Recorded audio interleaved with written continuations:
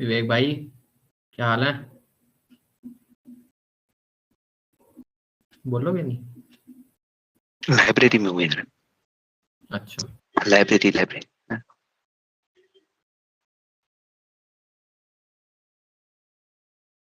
शुरू करें?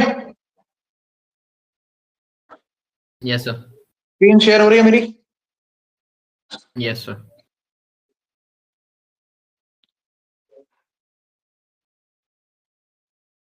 Geography, right?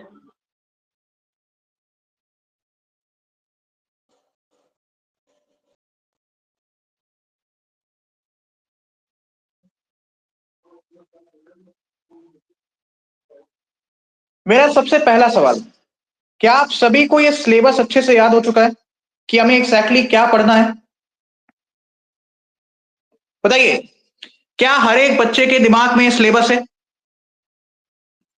हमने अपनी ज्योग्राफी को, अगर मैं कॉन्सेप्चुअल पोर्शन की बात करूं, तो 3 पार्ट्स में डिवाइड करके रखा है। उसमें हमारा सबसे पहला पार्ट है जमीन, जिसको मैं ज्योग्राफी की भाषा में कह रहा हूं लिथोस्फीयर।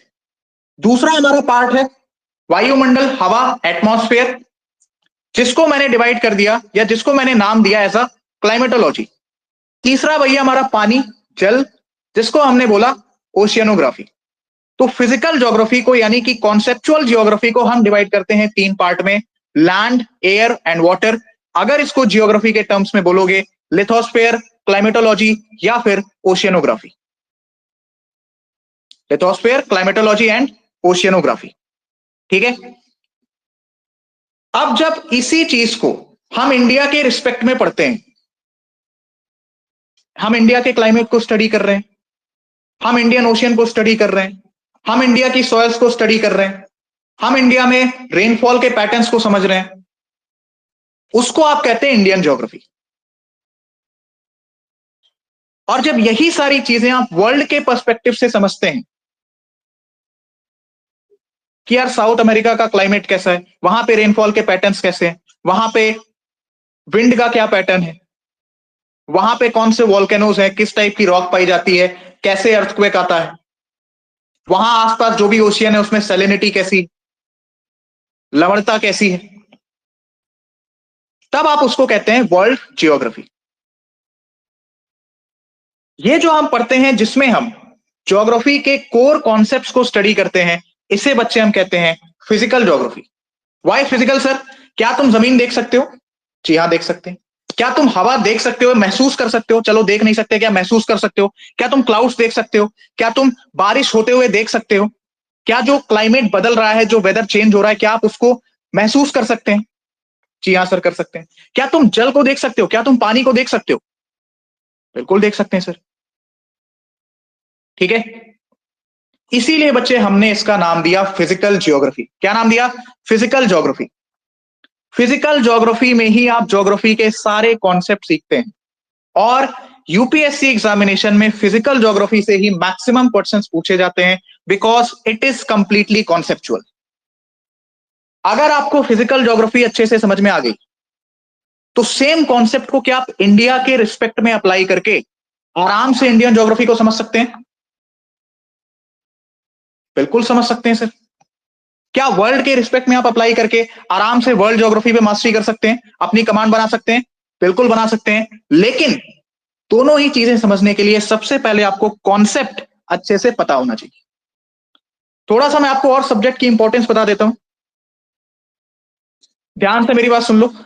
अभी जो भी चीजें मैं लिखाऊंगा, जो भी चीजें मैं आपको पढ़ाऊंगा, it is a rough note. Proper notes जब मैं आपको कहूंगा कि पेन कॉपी उठा लो, यहां से प्रॉपर नोट्स बनेंगे, वहीं पर उठाना। वहां पे अच्छे अच्छे सुंदर सुंदर मैं आपके नोट्स बनवा दूंगा। तब तक के लिए सिर्फ आंख नाक कान सब कुछ खुला रख के स्क्रीन की तरफ ध्यान होना चाहिए। कानों से सुनो, आंखों से देखो। जहां पर भी डाउट हो लास्ट में पूछना, क्लास के बीच में डाउट्स प्लीज मत पूछिएगा, नहीं तो क्लास का फ्लो डिस्टर्ब होगा।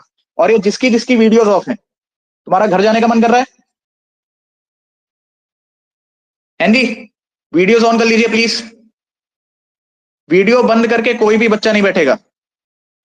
चलो, हमारा जियोग्राफी जो सब्जेक्ट है, ठीक है, आपके सराउंडिंग्स में जो भी चीजें हैं, अभी कोई भी बच्चा राइडिंग पे नहीं जाएगा, मैं सिर्फ रफली आपको समझा रहा हूं। आपके सराउंडिंग्स में जो भी चीजें हैं, जियोग्राफी सब्जेक्ट किसी ना किसी तरीके से उसे इन्फ्लुएंस करता है। जिसकी अंग्रेजी कमजोर है भाई, प्रभावित करता है। क्या करता है? प्रभावित करता है। कैसे करता है सर? आपकी सराउंडिंग्स में मेनली तीन चीजें कौन सी? जमीन, एयर एंड वाटर। जमीन, एयर एंड वाटर। अगर मैं इंडिया जैसी कंट्री को ध्यान में रखते हुए बात करूं, तो हमारे लिए क्या एग्रीकल्चर एक बहुत ही ज्यादा इंपॉर्टेंट एस्पेक्ट है? बताइए, क्या हमारे लिए एग्रीकल्चर एक बहुत ही ज्यादा इंपॉर्टेंट एस्पेक्ट है? बिल्कुल है सर। एग्रीकल्चर करने के लिए सबसे ज्यादा इंपॉर्टेंट चीज क्या है? कोई भी लिखेगा नहीं, सिर्फ और सिर्फ समझो अभी। एग्रीकल्चर। हाँ जुनैद बताओ। सर रिकॉर्डिंग बासवराज देख रहा है क्या? हाँ, रिकॉर्डिंग वही देख रहा है। वो ज्वाइन नहीं कर पा रहा है, उसने भी ग्रुप में मैसेज लिखा है। शिट यार, मीटिंग लॉक करके रखी थी मैंने इसीलिए, बिकॉज ये मुझे अच्छा नहीं लगता फिर।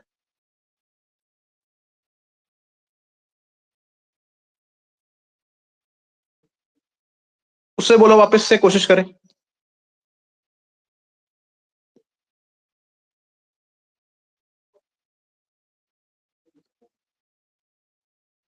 उससे बोलो वापस से कोशिश करे। बोला है सर। मीटिंग एक बार लॉक हो जाती है ना, आराम से एक फ्लो के साथ पढ़ पाते हैं। नहीं तो ऐसे बीच में आते रहेंगे जाते रहेंगे, फिर कहेंगे समझ में नहीं आ रहा है।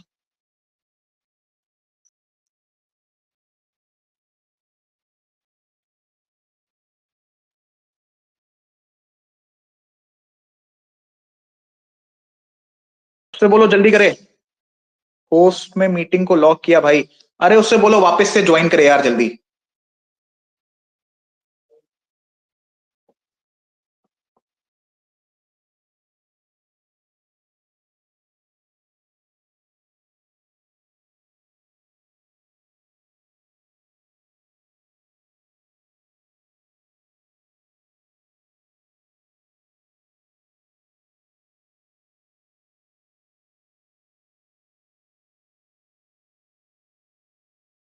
हुआ ये ज्वाइन? बासवराज आ गए अंदर। अब वापस मत जाना छोड़ के यार। नहीं भैया, वो लैपटॉप पे ज्वाइन नहीं कर पा रहा हूँ मैं, वो आपके अकाउंट है ना उसमें। क्योंकि मीटिंग एक बार लॉक हो गई तो लॉक हो गई, फिर मैं ओपन नहीं कर पाऊंगा। चलो, हाँ, तो मैं आपको ये समझा रहा था कि ज्योग्राफी एक ऐसा सब्जेक्ट है जो आपकी सराउंडिंग्स में जितनी भी चीजें आप देखते हैं उसे किसी ना किसी तरीके से इन्फ्लुएंस करता है। मेनली आप अपनी सराउंडिंग्स में तीन चीजों को देखते हैं, जमीन, हवा और पानी, राइट? अगर मैं इंडिया जैसी कंट्री के रिस्पेक्ट में बात करूं, तो क्या इंडिया जैसी कंट्री के लिए एग्रीकल्चर एक बहुत ही ज्यादा इंपॉर्टेंट एस्पेक्ट है? सिर्फ ज्योग्राफी के पर्सपेक्टिव से नहीं, इकोनॉमी के पर्सपेक्टिव से भी अगर आप सोचें, 50% से ज्यादा जनता जनार्दन एग्रीकल्चर के क्षेत्र में एंगेज्ड है। मानते हो इस बात को? बताइए, मानते हैं इस बात को आप? ठीक है सर। एग्रीकल्चर के लिए सबसे ज्यादा इंपॉर्टेंट चीज क्या है? सोयल, बताओ एग्रीकल्चर के लिए सबसे ज्यादा इंपॉर्टेंट चीज क्या है? सॉयल। सॉयल कैसे बनती है भाई? हाँ जी, सॉयल कैसे बनती है? ब्रेक डाउन बताओ बताओ बताओ, सॉयल कैसे बनती है? सॉयल बनती है सर रॉक से। सॉयल बनती है सर रॉक से। रॉक कैसे बनती है? रॉक कैसे बनती है? सर जब आपका लावा, सर जब आपका लावा कूल डाउन होता है तो क्या बनती है? रॉक्स बनती है। ठीक है, लावा कहां से आ रहा है भाई? सर लावा हमें मिल रहा है वोल्केनो से। किससे मिल रहा है? लावा किससे मिल रहा है भाई? वोल्केनो से। वोल्केनो वहां कहां से रहा है? अर्थ के अंदर से, इंटीरियर ऑफ अर्थ। वोल्केनो कहां से आ रहा है? Interior of earth. वोल्केनो कहां से आ रहा है सर? Interior of earth. यानी कि अगर मुझे सॉयल पर पहुंचना है तो मुझे सबसे पहले इंटीरियर ऑफ द अर्थ के बारे में पता होना चाहिए,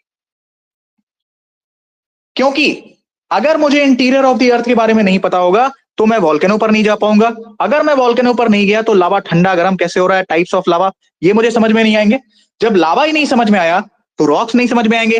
जब रॉक्स ही नहीं समझ में आया तो सॉयल नहीं समझ में आएगी। जब सॉयल नहीं समझ में आया तो एग्रीकल्चर नहीं समझ में आएगा। और यदि मुझे एग्रीकल्चर नहीं समझ में आया तो इंडिया के लोगों की, इंडिया के 50% लोगों को क्या समस्याएं हो रही हैं ये भी मैं समझने में असमर्थ रह जाऊंगा। क्यों? बिकॉज सर हमारी 50% से ज्यादा इकोनॉमी एग्रीकल्चर में एंगेज्ड है। क्योंकि हमारी 50% से ज्यादा इकोनॉमी एग्रीकल्चर में एंगेज्ड है। आवाज सब क्लियर आ रही है ना? हेलो, आवाज वगैरह क्लियर है? Yes sir. ठीक है, यस। चलो सर, ये तो हमें समझ में आ गया। अब बताओ कौन ये कहता है कि sir geography and economy connected नहीं? करवाया कनेक्ट? अरे करवाया कि नहीं करवाया? बिल्कुल करवाया सर। ठीक है, चलो अब मुझे ये बताओ, क्या सिर्फ मैं तुम्हें मिट्टी दे दूं तो तुम्हारा काम बन जाएगा? कर लोगे खेती? अगर मैं तुमको सिर्फ मिट्टी दे दूं तो क्या आप खेती कर लेंगे? नहीं, नहीं कर सकते सर। हमें थोड़ा सा क्लाइमेट का भी सहारा चाहिए सर। मैं तुमसे कहूं जम्मू कश्मीर चले जाओ और वहां पे उगा दो तुम चावल, कहोगे सर पागल हो गए हो क्या तुम? ऐसा कैसे हो सकता है? क्यों? अरे सुटेबल क्लाइमेट नहीं है ना सर। अब कुछ लोगों को क्लाइमेट वगैरह समझ में नहीं आएगा। तुम सिंपल सा इतना समझो, यहां पर मैं बात कर रहा हूं टेम्परेचर की, तापमान की, मैं बात कर रहा हूं रेनफॉल की, वर्षा की। अब समझ में आ रहा है? आप कुछ कनेक्ट कर पा रहे हो? बताओ बताओ बताओ, कुछ कनेक्ट कर पा रहे हो? बिल्कुल सही सर। रेनफॉल, जब मैं रेनफॉल के बारे में स्टडी करूंगा, क्योंकि भाई बिना बारिश के तो फसल तुम उगाने से रहे। कुछ फसलें ऐसी हैं जिनको बारिश की आवश्यकता है, राइट? कुछ फसलें ऐसी हैं जो तुम गर्म जगहों पर लगा सकते हो जहां पर तापमान अधिक है। कुछ फसलें ऐसी हैं जो तुम ठंडी जगहों पर लगा सकते हो जहां पर तापमान कम है। जब हम ये रेनफॉल के पैटर्न्स को पढ़ते हैं, हम इसमें पहुंचते हैं, रिवर्स से हम इरिगेशन पर पहुंचते हैं। किस पर पहुंचते हैं? इरिगेशन पर पहुंचते हैं। जब आप ये सारी चीजें स्टडी करते हो तो आप फिजिकल ज्योग्राफी का क्लाइमेटोलॉजी वाला पोर्शन पढ़ते हो। क्या पढ़ते हो?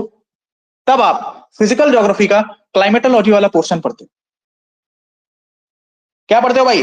तब आप फिजिकल ज्योग्राफी का क्लाइमेटोलॉजी वाला पोर्शन पढ़ते हो।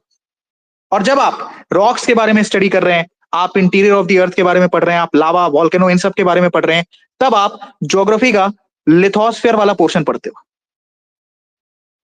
क्या पढ़ते हो? तब आप जियोग्राफी का लिथोस्फीयर वाला पोर्शन पढ़ते हो।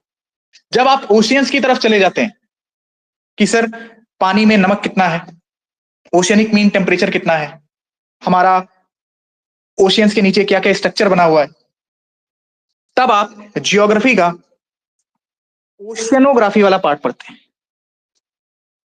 क्या पढ़ते हैं? ओशियनोग्राफी वाला पार्ट पढ़ते हैं।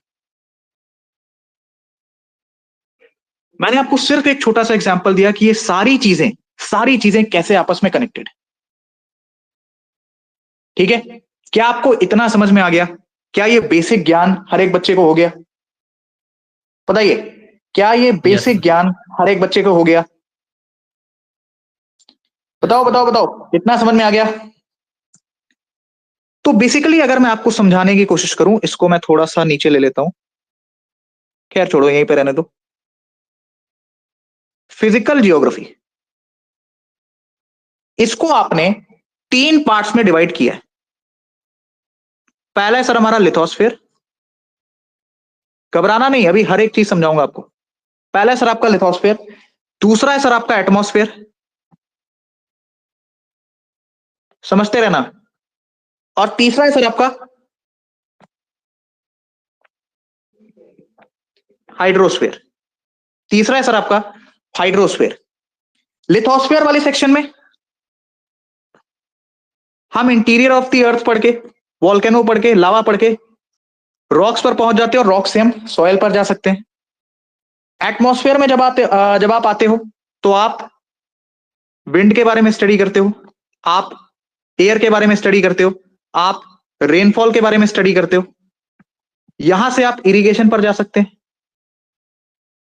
ठीक है। और यहीं से आप इन सब चीजों को समझने के बाद क्लाइमेटिक पैटर्न्स को समझ सकते हैं, क्लाइमेटिक पैटर्न्स को समझ सकते हैं।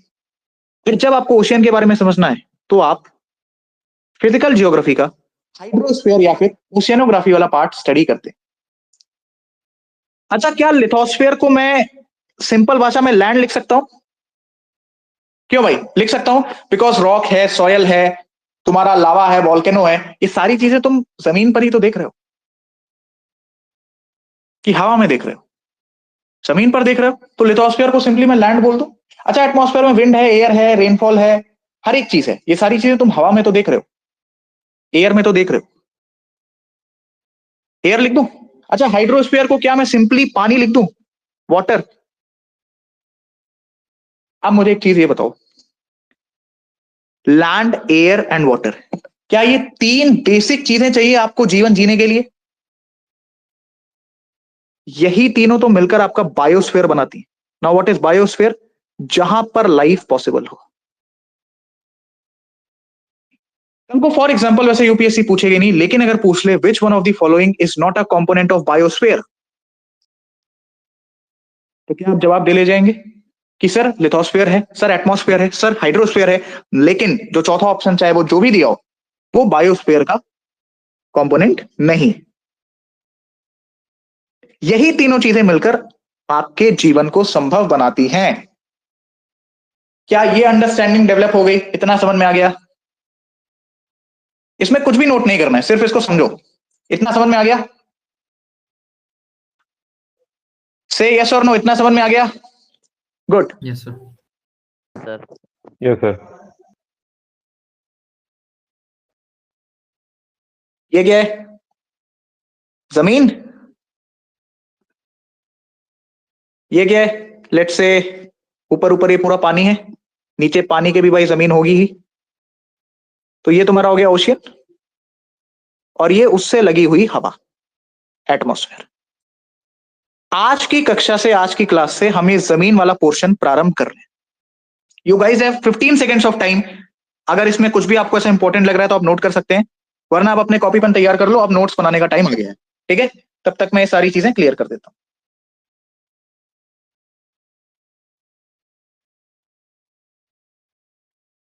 समझ में आ गया भाई सब्जेक्ट क्यों इंपॉर्टेंट है?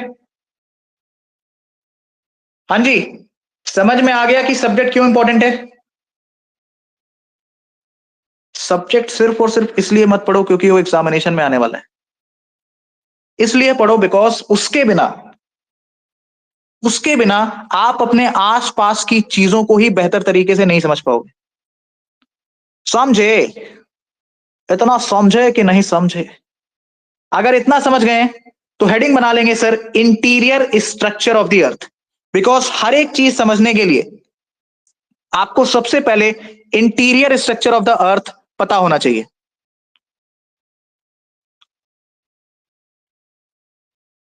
तो आज हम इस वाले सेक्शन से स्टार्ट करेंगे, फिर हम जाएंगे क्लाइमेटोलॉजी पे, फिर हम जाएंगे ओशियनोग्राफी पे, ठीक है? चलो अब भैया नोट्स बनाने की बारी आ गई है।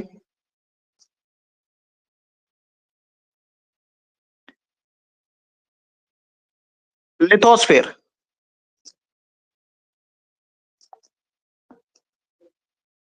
लिथोस्फेयर। अब मुझे एक चीज ये बताओ, इस शब्द का मतलब क्या होता है? एवरीवन, इस शब्द का मतलब क्या होता है? मेरी एक बात हमेशा ध्यान रखना, जब भी आपको कोई चीज ना समझ में आए, कोई भी बड़ा सा भारी भरकम सा वर्ड आपको नहीं समझ में आ रहा, बीच में से उसको तोड़ दो। दो वर्ड मिल गए, एक वर्ड आपको मिल गया लिथ, एक वर्ड आपको मिल गया स्फेयर। क्या मिल गया? एक वर्ड आपको मिल गया सर लिथ, एक वर्ड सर आपको मिल गया स्फेयर। स्फेयर, अगर किसी को भी अभी डाउट हो रहा है कि सर ये स्फेयर कहां से आ गया, मैथमेटिक्स कहां से आ गई, मैं आपको सिंपली बता दे रहा हूं, हम अपनी धरती को ही स्फेयर मान रहे हैं। तो हमारी धरती जियोइड शेप में है, जियोइड शेप में है, बट हम अपनी धरती को एज अ स्फेयर कंसीडर कर रहे हैं फॉर नाउ। ठीक है, समझ में आ गया? सिमिलर टू स्फेयर कह सकते हो, बहुत ज्यादा मैथमेटिक्स में घुसने की जरूरत नहीं है। तो समझ में आ गया स्फेयर वर्ड किस चीज के लिए यूज किया जा रहा है? एटमॉस्फेयर यानी हमारे धरती से लगी हुई हवा, हाइड्रोस्फेयर यानी हमारी धरती से लगा हुआ पानी, लिथोस्फेयर, स्फेयर मतलब समझ में आ गया। अब लिथ वर्ड का मतलब सुनो, कहीं पर भी आपको फिजिकल ज्योग्राफी में लिथ वर्ड मिल जाए, आप इसको रिप्लेस करेंगे रॉक से। किससे रिप्लेस करेंगे? रॉक से। किससे रिप्लेस करेंगे? रॉक से। अरे भाई किससे रिप्लेस करेंगे? रॉक से। ये रॉक कैसे बन रहा है? लावा या फिर आपका जो मैग्मा है, जब वो कूल डाउन होता है तो आपको क्या देखने को मिल रहा है? सर हमें देखने को मिल रहा है एक सॉलिड स्ट्रक्चर, नाम है इसका रॉक। अरे सर जी वो लावा और मैग्मा में क्या डिफरेंस होता है? ध्यान से समझेंगे भैया। हॉट फ्लूइड मटेरियल, क्या बोला मैंने? हॉट फ्लूइड मटेरियल, गर्म पानी जैसा दिखने वाला पदार्थ अगर आपका सरफेस पर है तब आप उसको बोलेंगे लावा। सरफेस मतलब धरती की यदि वो सतह पर है तो आप उसको कहेंगे लावा। लेकिन यदि वही हॉट फ्लूइड मटेरियल धरती के अंदर है, इनसाइड, तब आप उसे कहेंगे मैग्मा। क्या कहेंगे? मैग्मा। अरे क्या बोलेंगे भाई? मैग्मा। सर ये लावा और मैग्मा कहां से आ रहा है? ये लावा और मैग्मा सर हमारा कहां से आ रहा है? सर ये हमें मिल रहा है ना वॉल्केनो से। कहां से? वॉल्केनो से। कहां से? वॉल्केनो से। और वॉल्केनो कहां से आ रहा है? सर ये आ रहा है धरती के अंदर से। तो जीवन का सत्य क्या है कि आपको सबसे पहले इंटीरियर स्ट्रक्चर ऑफ द अर्थ को समझना पड़ेगा। इतना समझे एवरीवन? इतना क्लियर है?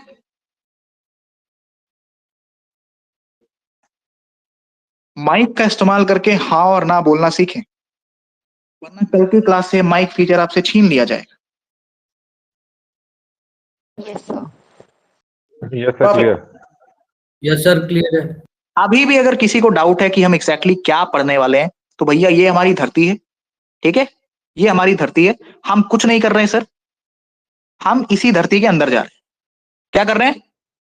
हम इसी धरती के अंदर तरफ या अंदर की तरफ जा रहे हैं। हम इसी धरती के अंदर जा रहे हैं, ठीक है? तो इसी हिस्से को मैं यहां पर काट के बना लेता हूं, इसी हिस्से को सर मैं यहां पर काट के बना लेता हूं, ठीक है? इसी हिस्से को सर मैं यहां पर काट के बना लेता हूं। ये क्या बन गया? वेट, हाँ अभी सही। Let me divide this, number 1, number 2। ये है सर आपका लेवल 1। ये क्या है? लेवल 1, लट्टू लेवल। इसमें हम बहुत ही ज्यादा बेसिक सीखने वाले हैं, लेकिन लेवल 1 से ही मैं तुमको एक शानदार लेवल का क्वेश्चन भी सिखाऊंगा, ठीक है? चलो, तो भैया जो सबसे ऊपर वाली आपकी लेयर है, दिस वन, इसको हम बोलते हैं क्रस्ट। क्या बोलते हैं, क्रस्ट। इसमें अभी कुछ भी नोट डाउन नहीं करना है, मैं आपको एक फाइनल डायग्राम बना के दूंगा, समझे? मैं आपको एक फाइनल डायग्राम बना के दूंगा, इसमें अभी आपको कुछ भी नोट डाउन करने की आवश्यकता नहीं है, सिर्फ यहां तक नोट डाउन कर लेना, ये lithosphere, rock, lava, magma, surface inside, volcano interior, ये कनेक्शन प्लीज नोट डाउन कर लीजिएगा, ठीक है? अभी कुछ भी इसमें नोट डाउन करने की आवश्यकता नहीं है, जो आप लेवल 1 से मैं आपको सिखाने वाला। सबसे पहला भैया आपका होता है क्रस्ट, इसके बाद आता है मेंटल, इसके बाद भैया आपका आता है कोर। क्या आता है? कोर। क्रस्ट को भैया हमने दो हिस्से में डिवाइड किया, एक लगा देता हूं मैं पेड़ वगैरह। अब मुझे एक चीज ये बताओ, पेड़ वगैरह मैंने लगा दिए, लेकिन तुम्हारा जो पानी वाला इलाका है, क्या वो हवा में खड़ा है? नहीं सर, उसके नीचे भी थोड़ी बहुत जमीन तो होगी ना। तो एक तुम्हारी हो गई वो क्रस्ट जिसके ऊपर पानी है, एक तुम्हारी वो क्रस्ट हो गई जिसके ऊपर सॉलिड लैंड है, जमीन है। तो एक हिस्से को मैं कह रहा हूं, जमीन वाले हिस्से को मैं कह रहा हूं कॉन्टिनेंटल क्रस्ट। क्या कह रहा हूं? Continental crust. और पानी वाले हिस्से को बच्चे मैं कह रहा हूं ओशियनिक क्रस्ट। क्या कह रहा हूं? अरे क्या कह रहा हूं भाई? Oceanic crust. क्या कह रहा हूं? Oceanic crust. क्रस्ट आपका शुरू हो रहा है शून्य से लेकर, आप इसको लिख सकते हैं लगभग 34 किलोमीटर तक, ठीक है? 34 किलोमीटर से लेकर लगभग 2900 किलोमीटर तक। कितना? 2900 किलोमीटर तक आपको देखने को मिलेगा मेंटल, और 2900 से आप चले जाइए 6371 पर या फिर 6400 पर, इतनी दूरी में बच्चे आपको देखने को मिलेगा कोर। तो हमने क्रस्ट को अभी तक दो हिस्से में डिवाइड किया, continental crust and oceanic crust. Question number 1, question number, thickness, मोटाई किसकी ज्यादा होगी, कॉन्टिनेंटल क्रस्ट की या फिर ओशियनिक क्रस्ट की? कोई भी बच्चा क्या इसका आंसर देना चाहेगा?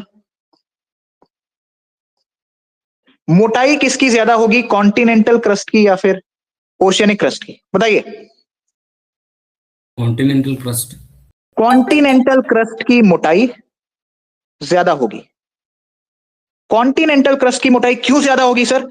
अरे भैया सिंपल सी बात है, ये बताओ, एक जगह पर तुम्हारी जमीन है जिसके ऊपर पानी है, और एक जगह पर तुम्हारी जमीन है जहां पर पहाड़ है, पेड़ है, दुनिया भर की जितनी भी आकृतियां हैं, सब तुम्हारा इसी जमीन के ऊपर बनी है। तो जायज सी बात है ना कि उसकी थिकनेस ज्यादा होगी, उसकी मोटाई ज्यादा होगी। यहां पर तो आप देख पा रहे हो यार, परत वैसे ही पतली हो गई पानी की वजह से, पानी ने काट काट के ओशियनिक क्रस्ट को पतला कर दिया। तो क्वेश्चन नंबर 1, थिकनेस किसकी ज्यादा होगी सर, कॉन्टिनेंटल क्रस्ट की या ओशियनिक क्रस्ट की? आपका जवाब होगा कॉन्टिनेंटल क्रस्ट की थिकनेस ज्यादा होगी। ये पॉइंट प्लीज नोट डाउन कर लीजिए, ऐसे रफली एक बार इसको नोट डाउन कर लो। अभी मैं एक फाइनल डायग्राम बनवाऊंगा, उसमें सब कुछ लिखा होगा, ठीक है? इतना लिखा? इतना लिखा या नहीं लिखा? अब मुझे एक चीज ये बताओ भैया, क्रस्ट हो, मेंटल हो, कोर हो, ये सब बने किससे? ये सब बने किससे? ये सब बने किससे? क्रस्ट हो, मेंटल हो, कोर हो, ये सब किससे बने हैं? रॉक से। अरे किससे बने भाई? रॉक से भी। रॉक से बने। अगर रॉक से बने हैं तो जायज सी बात है कि इसमें मिनरल्स भी होने चाहिए। मिनरल्स भी होने चाहिए। होने चाहिए कि नहीं होने चाहिए? बिल्कुल होने चाहिए सर। तो क्रस्ट में आपको देखने को मिलता है सियाल प्लस में सीमा।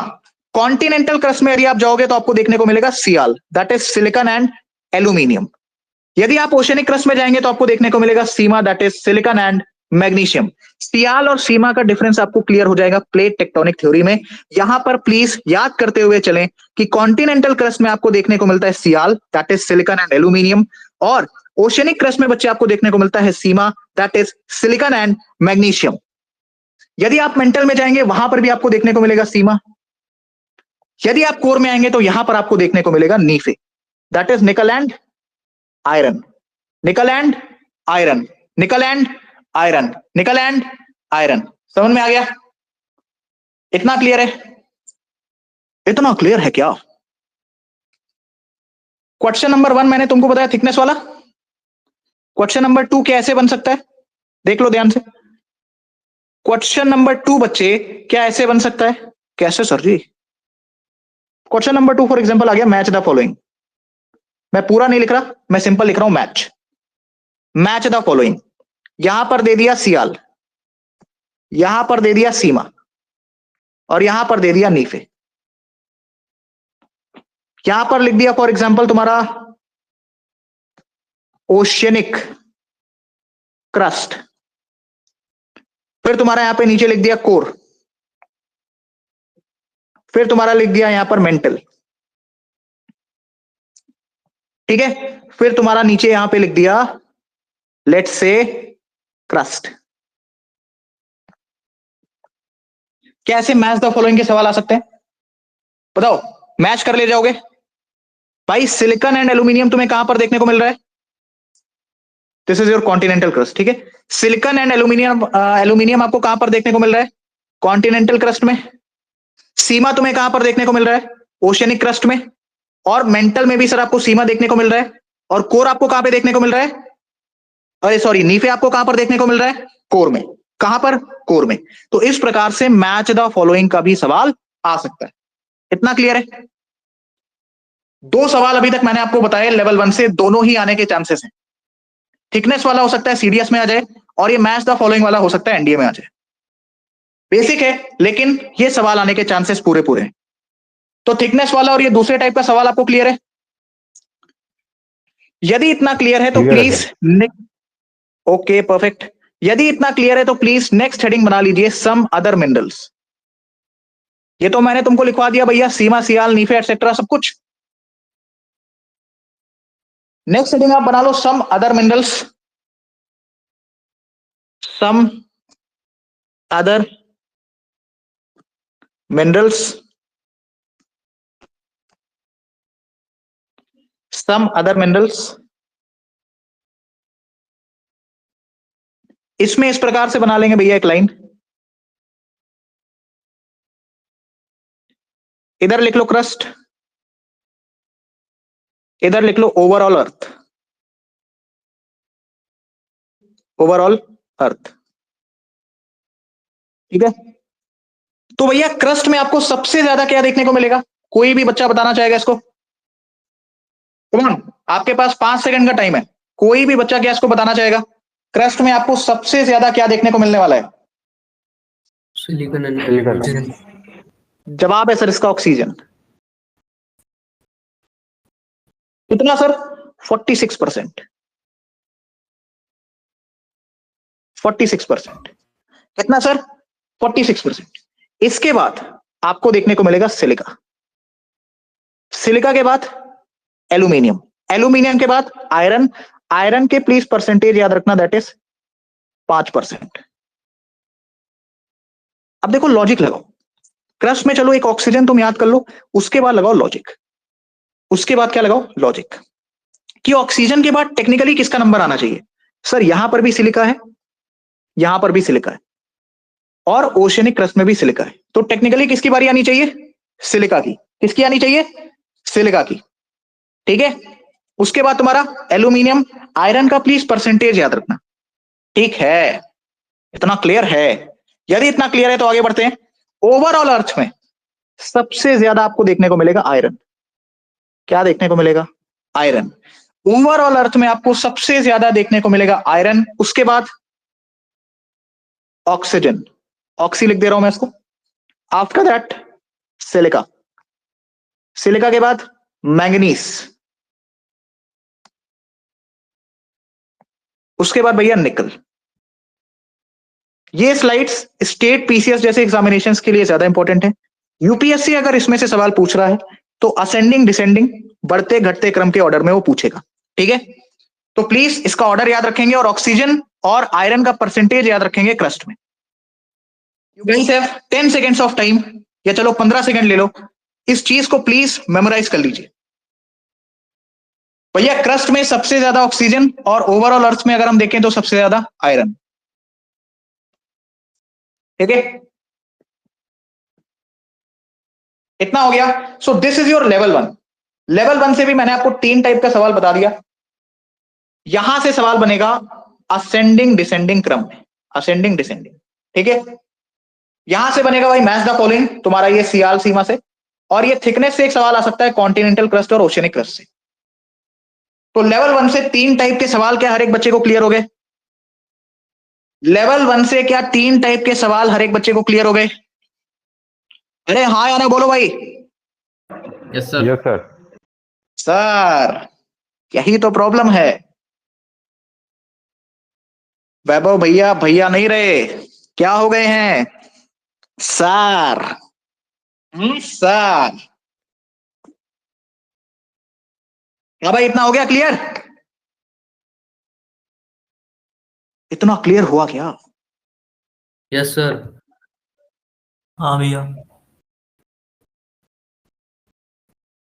भाई रिकॉर्डिंग जल्दी नहीं मिलेगा, मिल जाएगी जल्दी, बासवराज मेक श्योर करेगा तुरंत मिल जाए रिकॉर्डिंग। अब रिकॉर्डिंग देखना भाई, सर अब नहीं खोलेंगे मीटिंग को, तो मीटिंग इज लॉक्ड।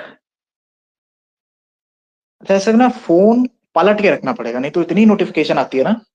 चलो, मैंने आपको लेवल 1 से 3 टाइप के सवाल बताए, तीनों टाइप के सवाल दिमाग में होने चाहिए, ठीक है। चलो आगे बढ़ते हैं, लेवल 2 बना लो।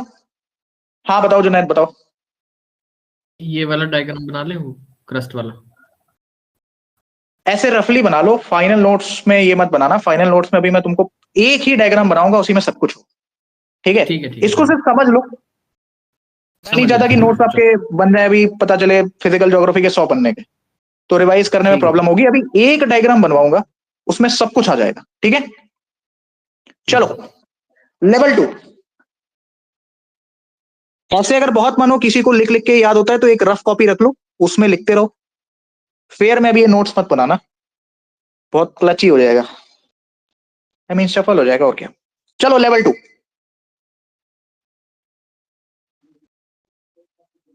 ध्यान से समझेंगे। ये तुम्हारी क्रस्ट है, ये तुम्हारी क्रस्ट है, ठीक है। पेड़ वगैरह मैं यहां पे लगा देता हूं। क्रस्ट जिसको नहीं समझ में आ रहा, तुम सिंपल इतना समझो भैया, चट्टान है, रॉक है, जमीन है, कठोर हिस्सा है, उसकी बात मैं कर रहा हूं, ठीक है। चलो क्रस्ट है, पेड़ वगैरह मैंने लगा दिए, यहां तुम बैठे हो, यहां तुम बैठे हो और तुम पढ़ रहे हो न्यूज़पेपर, तुम ठहरे यूपीएससी के एस्पिरेंट, द हिंदू न्यूज़पेपर लेके तुम एडिटोरियल पढ़ रहे हो। अचानक अचानक क्या होता है, कौन सा पे मैं कलर यूज करूं, चलो ये यूज करता हूं। अचानक क्या होता है, अंदर से भैया एक विस्फोट होता है, अंदर से भैया एक विस्फोट होता है, और आप देख पा रहे हैं सर, एक हॉट फ्लूइड मटेरियल, बहुत भाप निकल रही है और तेजी से जमीन पर बह रहा है। अब आप ठहरे यूपीएससी के लर्नर, जैसा कि मैंने आपको बताया, ऊपर से डिफेंस एग्जाम्स के, तो आपके दिमाग में तुरंत सवाल आया, कब, क्यों, कैसे, ऐसा कैसे हो सकता है, ऐसा हुआ कैसे, हमें तो जवाब चाहिए। तो ये भैया करने लगे सवाल, ये भैया करने लगे सवाल। फिर ये भैया आते हैं मेरे पास कि चलो वैभव भैया से सीख लेते हैं। जब ये वैभव भैया के पास आए तो वैभव भैया ने की थोड़ी सी मस्ती, इनको वापस भेज दिया इसी के पास कि जाओ जरा उसको टच करके देखो, पता चल जाएगा वो क्या है। ये भैया जाते हैं और जैसे ही इसको टच करते हैं इनको लगता है शॉक, और ये बाप रे बड़ा गर्म है, शॉक लगा। लेकिन एज अ यूपीएससी एस्पायरेंट इन्होंने की ऑब्जर्वेशन, और पहली ऑब्जर्वेशन निकाली कि सर ये जो भी मटेरियल है ये बड़ा ही गर्म है। दूर से तो मुझे लग रहा था भाप आप निकल रही है, लेकिन जब मैंने छू के देखा तो सच में पता चला यार ये तो बड़ा ही गर्म है, बहुत ही गर्म है। भैया मैंने ना एक और चीज देखी, पॉइंट नंबर 2, ये धरती के अंदर से आ रहा है, ये धरती के अंदर से आ रहा है। भैया मेरे दिमाग में एक और सवाल आया। क्या सवाल आया? मैं जहां पर खड़ा हूं वो तो इतनी गर्म जगह नहीं है, मैं तो आराम से उस पर लेट के भी पेपर पढ़ रहा था भैया। लेकिन ये जो हॉट फ्लूइड मटेरियल है ये तो धरती के अंदर से आ रहा है, इसका मतलब कि धरती के अंदर क्या है, बहुत ही ज्यादा ऊष्मा है, बहुत ही ज्यादा हीट है, बहुत ही ज्यादा गर्मी है। और इसी बात को प्रूफ किया आर्थर होम्स ने। किसने प्रूफ किया? आर्थर होम्स ने। जब इस बच्चे के दिमाग में सवाल आया कि धरती के अंदर इतनी गर्मी क्यों है, इतनी हीट कैसे है, तो 1930s में, ध्यान से सुनेंगे, 1930s में आर्थर होम्स के द्वारा,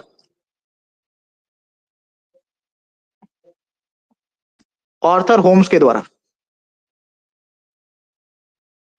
2 पॉइंट्स बोले गए। पॉइंट नंबर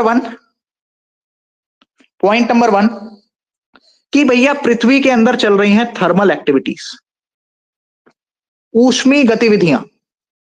थर्मल का मतलब होता है ऊष्मीय, हीट, हीट सिंपल समझो, हीट, कि भैया धरती के अंदर क्या चल रही है, थर्मल एक्टिविटीज। फिर सवाल आया, इस बच्चे ने वापस पूछा कि यार थर्मल एक्टिविटीज चल रही है, लेकिन क्यों चल रही है, इतनी गर्म क्यों है, ठंडी एक्टिविटीज क्यों नहीं हो रही। तब आर्थर होम्स भैया ने कहा due to the presence of radio active elements, due to the presence of radio active elements पृथ्वी के अंदर हमें थर्मल एक्टिविटीज देखने को मिल रही, due to the presence of radio active elements, point number 1। और पॉइंट नंबर 2 इन्होंने क्या बोला कि जैसे जैसे आप धरती के अंदर जाते जाएंगे, जैसे जैसे आप धरती के अंदर जाते जाएंगे, हर 32 मीटर पर 1 डिग्री सेल्सियस टेम्परेचर बढ़ जाएगा। क्या बोला मैंने, हर 32 मीटर पर 1 डिग्री सेल्सियस टेम्परेचर बढ़ जाएगा। यानी कि फॉर एग्जाम्पल अगर आप यहां पर खड़े हैं, ठीक है, और अभी वर्तमान में फॉर एग्जांपल टेम्परेचर आपका 22 डिग्री सेल्सियस, जैसे ही धरती के अंदर तुम 32 मीटर घुसोगे टेम्परेचर हो जाएगा 23 डिग्री, और 32 मीटर जाओगे टेम्परेचर हो जाएगा 24 डिग्री, और 32 मीटर जाओगे टेम्परेचर हो जाएगा 25 degree. It is like that. तो आर्थर होम्स ने भैया 2 पॉइंट बोले कि धरती के अंदर चल रही है thermal activities due to the presence of radio active elements, और पॉइंट नंबर 2 कि हर 32 मीटर पर जाते 1 डिग्री सेल्सियस टेम्परेचर भी बढ़ता जाएगा। ठीक है, तो इस बच्चे को भैया दोनों आंसर मिल गया। इसको एक चीज समझ में आ गई कि यार पृथ्वी के अंदर एक्सेसिव हीट है, और वो हीट क्यों है ये भी उसको समझ में आ गया, और ये हीट किस मात्रा में बढ़ेगी ये भी उसको समझ में आ गया। तो आर्थर होम्स की थ्योरी ऐसे आप लोग रफली अभी नोट डाउन कर सकते हैं, नहीं तो जब मैं एक फाइनल डायग्राम बनाऊंगा तो मैं आपको उसमें प्रॉपर तरीके से लिखवा दूंगा। You guys have 10 to 15 seconds of time, Arthur Holmes की थ्योरी को अपने दिमाग में उतार लीजिए। ठीक है, आर्थर होम्स की थ्योरी को अपने दिमाग में उतार लीजिए।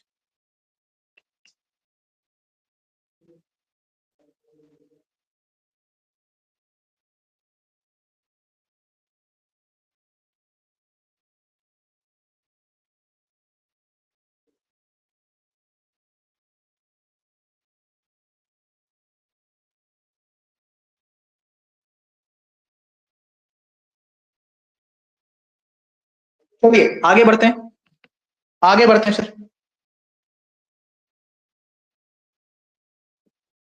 अब मुझे एक चीज ये बताओ, ठीक है, मुझे एक चीज ये बताओ, ये हॉट फ्लूइड मटेरियल, ये तुम्हारा हॉट फ्लूइड मटेरियल है क्या, व्हाट इज दिस। अगर मैं आपसे पूछूं what is this hot fluid material, तो आपका जवाब क्या होगा, कि सर ये वही लावा है, या जब तक मैं धरती के अंदर बात कर रहा हूं मैं इसको मैग्मा बोल सकता हूं। अरे बोल सकता हूं भाई, बिल्कुल बोल सकते हो सर, बिल्कुल बोल सकते हो। ये लावा और मैग्मा एट लास्ट में है क्या, ये है तो रॉक ही जो पिघल गई है, मानते हो इस बात को भैया, ये है तो रॉक ही जो पिघल गई है, पिघल तुम भी गए हो मैडम की मोहब्बत में, चलो है तो ये रॉक ही जो पिघल गई है, राइट। अब सर मुझे इतना टेम्परेचर चाहिए कि मैं एक रॉक को पिघला सकूं, तो जरा सोच के बताओ, क्या क्रस्ट में घुसते ही मुझे इतना टेम्परेचर मिल जाएगा कि मैं एक रॉक को पिघला पा रहा हूं, क्या मुझे क्रस्ट में घुसते ही इतना टेम्परेचर मिल पाएगा कि मैं एक रॉक को पिघला रहा हूं? The answer is no. इसके लिए तो सर मुझे काफी ज्यादा अंदर जाना पड़ेगा, तब मुझे इतना टेम्परेचर मिलेगा कि मैं रॉक को आराम से पिघला पा रहा हूं या रॉक पिघल रही है। That's it. ठीक है, इतना टेम्परेचर पाने के लिए मुझे कुछ नहीं तो धरती के लगभग 100 किलोमीटर अंदर तक तो जाना पड़ेगा, या एनसीईआरटी में 200 किलोमीटर भी लिखा हुआ है कि 200 किलोमीटर जब मैं धरती के अंदर जाता हूं तब भैया मुझे इतना टेम्परेचर मिलता है कि मेरी रॉक पिघल जा रही है, तब मेरी रॉक पिघल जा रही है। बात तो सही है सर, बात तो तुम सही कह रहे हो। ठीक है, चलो डायग्राम बनाते हैं। अच्छा, किसी ने वो आवाज सुनी है, वो जो एक राहुल यादव करके योगी जी की आवाज में आजकल बड़ा फेमस हो रहा है, सुना किसी ने? एनीवन? यस सर, मतलब भैया हाँ सुना है। सुना है? कितना मस्त बोलता है ना भाई वो, जय श्री राम। क्या मेरी बात गुड्डू रंगदार जी से हो रही है ना? नाइस, अच्छा बोलता है यार, मजा आता है उसको सुनने में। चलो डायग्राम मैं बना रहा हूं ऐसे रफली,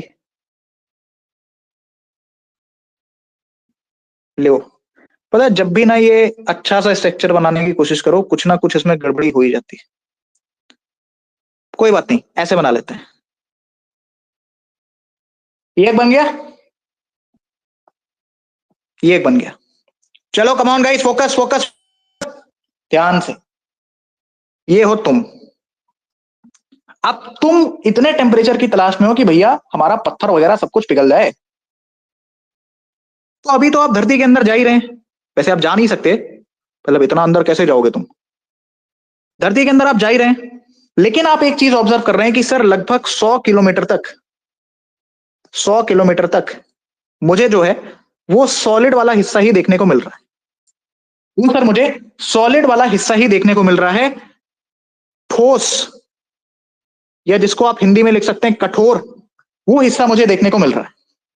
तो ठोस या कठोर के लिए मैं वर्ड अगेन यूज कर सकता हूं, लिथ, है तो चट्टानी, और ये लिथ एक स्फीयर का पार्ट है, और वो स्फीयर है आपकी धरती, वो स्फीयर है आपकी धरती। अरे याद करो, अरे याद करो, इसी धरती के अंदर तो जा रहे हैं हम, इसी स्फीयर का तो पार्ट है ये। जी हाँ, चलिए, तो इस ठोस हिस्से को, इस कठोर हिस्से को मैं कह सकता हूं लिथोस्फीयर। बिल्कुल सही सर, बिल्कुल कह सकते हैं आप। अब जैसे जैसे मैं नीचे जाता सर जी, आप ध्यान से इसको देखता, अब भैया मैं नीचे जा रहा हूं, 100 किलोमीटर के बाद मुझे जो है वो तापमान मिल गया जिस पर मेरी चट्टान पिघल रही है, जिसमें मेरे रॉक्स, मेरा वो कठोर हिस्सा पिघलना शुरू हो गया है। मानते हो इस बात को? अरे मानते हो इस बात को? इस हिस्से में आते ही मेरा जो टेम्परेचर है वो मुझे इतना मिल गया कि मेरी रॉक्स आराम से पिघल रही हैं। कितना टेम्परेचर हो गया सर? अरे इतना हो गया है भैया जी कि हमारी जो रॉक्स हैं वो मेल्ट हो रही हैं। Melting, our rocks melting. क्या बात है सर, क्या बात है सर। सर ऊपर वाला लिथोस्फीयर, नीचे वाले का भी कुछ नाम रख दो। चलो रख देते हैं, लेकिन थोड़ा कॉन्सेप्ट से। ऊपर वाला सॉलिड है, ठोस है, कठोर है, इस वजह से मैंने उसके लिए टर्म यूज किया लिथोस्फीयर। नीचे वाला जहां पर टेम्परेचर एकदम ज्यादा हो चुका है, जहां पर मेरी रॉक्स पिघल रही हैं, क्या वो थोड़ा सा फ्लूइड होगा? बताओ, अगर फ्लूइड होगा या लिक्विड होगा तो इस सॉलिड के कंपैरिजन में क्या ये नीचे वाली जो लेयर है तुम्हारी ये वीक होगी, कमजोर होगी? अब ये मत पूछना सर सॉलिड और लिक्विड में कमजोर और ताकतवर कौन होता है, अभी नहीं, ठीक है? क्या ये वाली लेयर तुम्हारी वीक होगी? बताओ क्यों सर? यहां पर टेम्परेचर इतना ज्यादा है कि रॉक्स पिघल रही हैं। पिघल रही हैं इसका मतलब लिक्विड फॉर्म में, तो जायज सी बात है कि अगर ऊपर वाली हमारी सॉलिड है तो नीचे वाली हमारी अगर लिक्विड हो रही है, तो सॉलिड और लिक्विड में स्ट्रॉन्ग कौन होगा? सॉलिड होगा। तो सॉलिड के कंपैरिजन में क्या लिक्विड वाली लेयर वीक होगी? बिल्कुल होगी सर जी, वीक। हिंदी मीडियम दुर्बल, राइट? हिंदी मीडियम दुर्बल। दुर्बल के लिए मैं जियोग्राफी में टर्म यूज करता हूं एस्थेनो।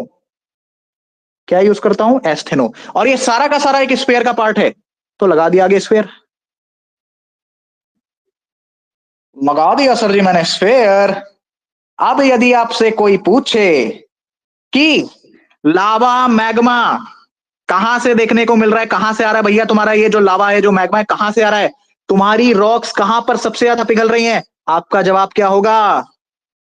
बायोस्फीयर। नाम कैसे पढ़ा है समझ में आ गया? हाँ जी, नाम कैसे पढ़ा है समझ में आ गया? देखो हर एक चीज के पीछे का कंसेप्ट है, हर एक चीज के पीछे का कॉन्सेप्ट है। मैंने लिथोस्फीयर नाम रखा, उसका भी कंसेप्ट तुम्हें बताया। मैंने एस्थेनोस्फीयर नाम लिखा, लिखने का मैं डायरेक्टली लिख के आगे बढ़ सकता था और तुम्हें बोल सकता था भैया याद कर लो इसको, लेकिन अब आपको कंसेप्ट पता है कि सर ने एस्थेनोस्फीयर या भैया ने एस्थेनोस्फीयर क्यों लिखा। यही इंपॉर्टेंट है, यूपीएससी यही टेस्ट कर रहा है।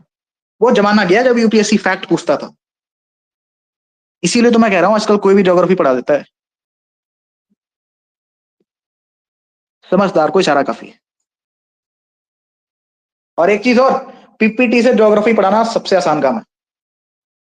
तो जहां तुम्हें दिखे कि सामने वाले बंदे ने दबा के एकदम पीपीटी भर भर के लाया है, पूरा लिखा हुआ है, मार्कर से अंडरलाइन कर रहा है, क्लास से 2000 मीटर की दूरी पर रहे, वरना आपका फ्यूचर दांव पे लग सकता है। इसी के साथ आगे बढ़ेंगे। एक और फैक्ट आप लोग मुझे बताएंगे, अपने से ही बताएंगे, मैं कुछ भी नहीं बताऊंगा। एस्थेनोस्फीयर में क्या टेम्परेचर ज्यादा है? बताइए बताइए बताइए। एस्थेनोस्फीयर में भैया क्या टेम्परेचर ज्यादा है, क्या तापमान ज्यादा है? अरे तापमान ज्यादा है कि नहीं है? तापमान ज्यादा है तो ये लेयर आपकी जानी चाहिए लिक्विड में, बोलो हाँ। तापमान भैया। ज्यादा है, चीजें पिघलेंगी, जानी चाहिए लिक्विड में। लेकिन मैं तुमसे हाँ भैया। कहूंगा कि तापमान तो ज्यादा है, बिल्कुल सही कह रहे हो, इस एरिया में बहुत ज्यादा तापमान है, लेकिन ये जो सॉलिड है ना, 100 किलोमीटर जो ऊपर बैठा हुआ है, ये जो सॉलिड वाला है, ये इसके ऊपर प्रेशर भी तो लगा रहा है, इसका भी तो दबाव है इसके ऊपर। अब देखो मेरी वीडियो, जो बच्चे रिकॉर्डिंग देख रहे हैं उनको शायद मेरी वीडियो ना दिखाई दे। हाँ मेरी वीडियो दिख रही है सभी को? ध्यान से हाथ देखो मेरा। यहां पे टेम्परेचर बहुत ज्यादा है, भैया यहां पे वीडियो नहीं टेम्परेचर, वीडियो नहीं दिख रही? नहीं भैया।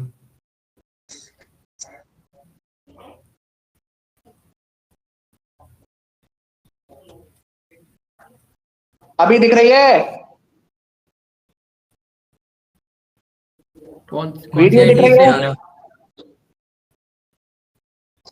एक काम करो, छोड़ो, स्क्रीन पे समझो, स्क्रीन पे समझो, सबको समझ में आ जाएगा। मैं कह रहा हूं कि भैया इस एरिया में टेम्परेचर बहुत ज्यादा है, इस वजह से यहां चीजें पिघल रही हैं, ये लिक्विड में जाना चाहिए। लेकिन मैं कह रहा हूं यार इसके ऊपर भी एक बहुत बड़ा चट्टान का टुकड़ा है जो दबाव लगा रहा है, जो भैया दबाव लगा रहा है, जो क्या कर रहा है, दबाव लगा रहा है। तो टेम्परेचर तो ज्यादा है, लेकिन साथ ही साथ, टेम्परेचर तो ज्यादा है लेकिन साथ ही साथ तुम्हारा प्रेशर भी ज्यादा है। प्रेशर किसका? ये जो 100 किलोमीटर ऊपर इतना बड़ा चट्टान है, इसका प्रेशर, इस लिथोस्फीयर का प्रेशर। क्या टेम्परेचर ज्यादा होने की वजह से यदि लिक्विड जा रहा था, तो प्रेशर ज्यादा होने की वजह से सॉलिड जाना चाहिए? जाना चाहिए? बोलो हाँ, बोलो हाँ भैया जाना चाहिए, बोलो बोलो बोलो बोलो बोलो, जल्दी जल्दी बोलो। टेम्परेचर ज्यादा है तो उसकी वजह से लिक्विड जा रहा था, तो अगर प्रेशर ज्यादा हुआ है तो उसकी वजह से सॉलिड भी तो जाना चाहिए। जाना चाहिए कि नहीं हाँ जाना भैया। चाहिए? बिल्कुल जाना जाना चाहिए। चाहिए। लेकिन टेम्परेचर ज्यादा है तो लिक्विड की तरफ जा रहा है, प्रेशर ज्यादा है तो सॉलिड की तरफ जा रहा है। टेम्परेचर ज्यादा लिक्विड, प्रेशर ज्यादा सॉलिड, टेम्परेचर ज्यादा लिक्विड, प्रेशर ज्यादा सॉलिड। लास्ट में इसने की समझौता और कहा ना सेमी लिक्विड, अरे सॉरी, ना सॉलिड ना लिक्विड, भैया मैं रहूंगा सेमी सॉलिड। क्या रहूंगा? Semi solid. तो एस्थेनोस्फीयर कल को कोई पूछे भैया कैसा है, सॉलिड लिक्विड गैस, आप क्या बोलेंगे? सर सेमी सॉलिड है। क्या है? Semi solid. सेमी सॉलिड का मतलब ना ही ज्यादा लिक्विड की तरफ, ना ही ज्यादा सॉलिड की तरफ, सेमी सॉलिड है सर। कैसा है? सेमी सॉलिड है। क्यों? सर टेम्परेचर ज्यादा लग रहा था, इस वजह से लिक्विड की तरफ जा रहा था। ठीक है, समझ में आ गया। प्रेशर भी तो ज्यादा लग रहा था तो सॉलिड की तरफ जा रहा था। Solid liquid, solid liquid, last में उसने डिसाइड किया मैं रहूंगा भैया सेमी सॉलिड पे। इतना समझे? इतना समझे भैया? इतना क्लियर है? कम ऑन गाइस, इतना क्लियर है? Yes sir. परफेक्ट। आगे बढ़ते हैं। आप जरा थोड़ा सा लेवल 1 का यूज किया जाए। यहां पर लिखेंगे यूजिंग लेवल 1। Using level 1। मैंने अभी तक आपको 2 टर्म्स पढ़ाए। पहला था आपका लिथोस्फीयर,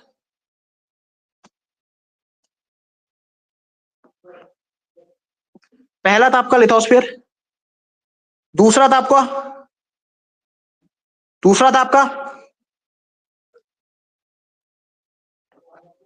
पहला था आपका लिथोस्फीयर भैया, दूसरा था आपका एस्टेनोस्फीयर। यूजिंग लेवल 1, लेवल 1 का इस्तेमाल किया जाए, मैंने तुमसे बोला कि भैया तुम्हें जो है लिक्विड वगैरह, ये जो भी तुम्हारा गेम है लावा मैग्मा का, ये देखने को मिल रहा है लगभग मोटा मोटा तुम मान लो 100 किलोमीटर के बाद। एनसीईआरटी में लिखा है 200 किलोमीटर, यानी कठोर वाला हिस्सा 100 किलोमीटर तक देखने को मिल रहा है। यानी लिथोस्फीयर में तुम्हारा क्रस्ट पूरा का पूरा आएगा स्क्रीन की तरफ। लिथोस्फीयर में तुम्हारा क्रस्ट पूरा का पूरा आएगा, और 100 किलोमीटर तुम्हारा यहां कहीं पे पूरा हो रहा है फॉर एग्जांपल, तो थोड़ा सा हिस्सा अपर मेंटल का भी आएगा। बताओ, थोड़ा सा हिस्सा अपर मेंटल का भी आएगा। It is all about imagination. वापस समझो। मैं ये कह रहा हूं कि भैया तुम्हें जो है इतना टेम्परेचर चाहिए कि तुम रॉक को पिघला दो, वो तुम्हें मिल रहा है 100 से 200 किलोमीटर के बीच में।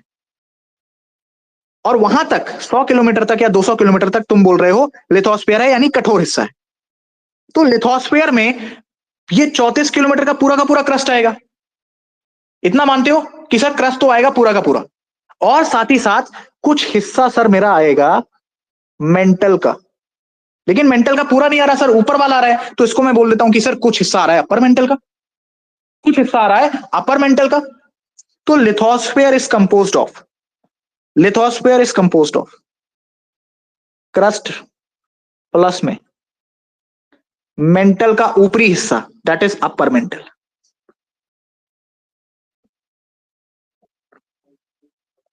क्रस्ट प्लस में अपर मेंटल। और एस्टेनोस्फीयर भैया, एस्टेनोस्फीयर का मैं तुम्हें बता देता हूं, ये तुम्हारा देखने को मिलेगा लगभग 700 किलोमीटर तक। 700 किलोमीटर तक। तो यार ये पूरा मेंटल में भी नहीं है कि हम इसको पूरा मेंटल लिख दें। तो 700 किलोमीटर तक हम ये लेके चल रहे हैं कि सर जी, अरे सर जी, भैया जी, ये भी हमारा अपर मेंटल का हिस्सा है। लेकिन याद रखेंगे कि एस्टेनोस्फीयर वो वाला हिस्सा है जहां पर मेरा टेम्परेचर बढ़ गया है, और टेम्परेचर बढ़ने की वजह से रॉक्स पिघल रही हैं। अब सर ये रॉक पिघलने वाला सिस्टम क्रस्ट में तो हो नहीं रहा था। इसका मतलब एस्टेनोस्फीयर में क्या क्रस्ट आएगा? नहीं आएगा। तो एस्टेनोस्फीयर इज कंप्राइज्ड ऑफ या composed of upper mental only. ये 2 पॉइंट लिखेंगे जल्दी से, ये 2 पॉइंट लिखेंगे भाई जल्दी से, ये 2 पॉइंट लिखेंगे जल्दी से। बॉन गाइस, जल्दी जल्दी जल्दी जल्दी जल्दी, ये दोनों पॉइंट लिख लिया? यस भैया। जी। बहुत सही, शाबाश।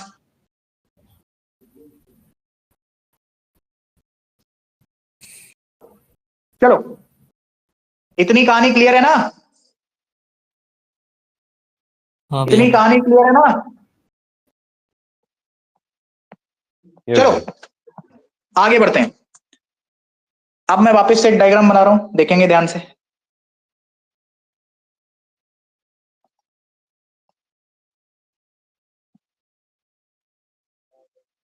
हमने अभी तक कहां तक स्टडी कर लिया भाई? शून्य से उठा ले दो और ले आके पटक 100 किलोमीटर पे।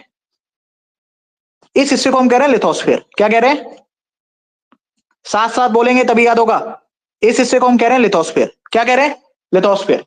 और 100 किलोमीटर से उठा लो तुम 700 किलोमीटर तक, तो इस हिस्से को हम कह रहे हैं एस्थेनोस्फीयर। क्या कह रहे हैं? इस हिस्से को हम कह रहे हैं एस्थेनोस्फीयर। क्या कह रहे हैं? इस हिस्से को बच्चे हम कह रहे हैं एस्थेनोस्फीयर। मानते हो? इतना इतना हो गया।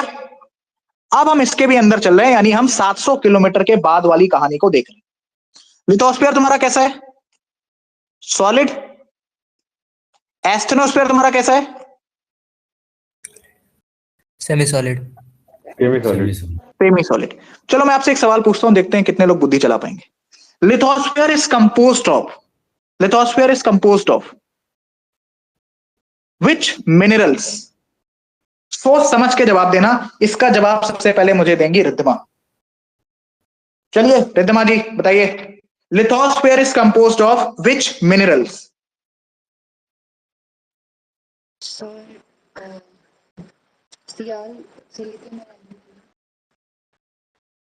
आवाज नहीं आ रही है। Silicon and aluminium. Silicon and बस aluminium also. Aluminium and silicon, बस बस यही फर्क होता है। अरे सिंपल है दीदी, इधर देखो, क्रस्ट में हो गया सियाल और अपर मेंटल में हो गया sima. Sial plus sima, composition of lithosphere in terms of mineral. Basic बुद्धि लगानी थी। चलो कोई नहीं, 90 दिन है अपने पास, एग्जाम तो फोड़ना ही है, घबराओ नहीं, मैं हूं ना साथ में। चलो 100 किलोमीटर इतना हो गया, 700 किलोमीटर। अब हम इसके आगे की कहानी देखने वाले हैं। सभी बच्चे ध्यान से देखेंगे, सभी बच्चे ध्यान से देखेंगे। अब हम कहानी देखते हैं 2900 किलोमीटर तक की। अभी भी याद रखेंगे भैया, मेंटल में ही हैं, अभी भी भैया हम मेंटल में ही हैं, ठीक है? हाँ पलट लो, नहीं मैं यहां दिखा दे रहा हूं, हम मेंटल में ही हैं अभी। देखो मैंने मेंटल लिखा है 2900 किलोमीटर तक। लेकिन अब हम हैं मेंटल के निचले वाले हिस्से में, क्योंकि अपर मेंटल में तो हमने एस्टेनोस्फीयर पढ़ लिया। अब हम आ गए मेंटल के नीचे वाले हिस्से में। इसका मतलब बच्चे हम आ गए हैं लोअर मेंटल में। किसमें आ गए हैं? लोअर मेंटल में। सिंपल सी कहानी समझो, जैसे जैसे आप अंदर जाते जा रहे हैं टेम्परेचर बढ़ रहा है, तो लोअर मेंटल तो लिक्विड होना चाहिए ना सर जी? क्यों भैया, होना चाहिए कि नहीं होना चाहिए? अरे होना चाहिए कि नहीं होना चाहिए? मैं तुमसे फिर कहूंगा, क्या बोलोगे? मैं तुमसे ये कहूंगा होना चाहिए था। टेम्परेचर ज्यादा होने की वजह से तुम्हारा लोअर मेंटल लिक्विड होना चाहिए था, लेकिन लिथोस्फीयर और एस्टेनोस्फीयर का भी तो दबाव उसके ऊपर पड़ रहा है, तो यहां पर प्रेशर भी तो ज्यादा है सर, यहां पर प्रेशर भी तो ज्यादा है सर। उस वजह से इसको सॉलिड की तरफ जाना चाहिए।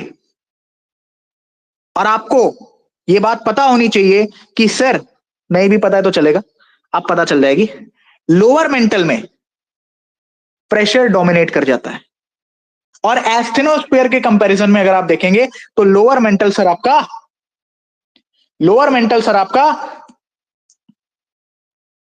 सॉलिड स्टेट में है। किसमें है? सॉलिड स्टेट में है। किसमें है? सॉलिड स्टेट में। कोई पूछे क्यों? अरे लिथोस्फीयर और एस्टेनोस्फीयर का प्रेशर भी तो है, टेम्परेचर ज्यादा है, वो बात सही है, लेकिन उतनी बड़ी जमीन भी तो है ऊपर भैया, 700 किलोमीटर वाली, तो उसकी वजह से प्रेशर ज्यादा, और प्रेशर ज्यादा की वजह से एस्थेनोस्फीयर के कंपैरिजन में लोअर मेंटल आपका सॉलिड स्टेट में चला जाता है। समझे? तो वापस अगर मैं इस डायग्राम को थोड़ा सा सिंप्लीफाई करूं,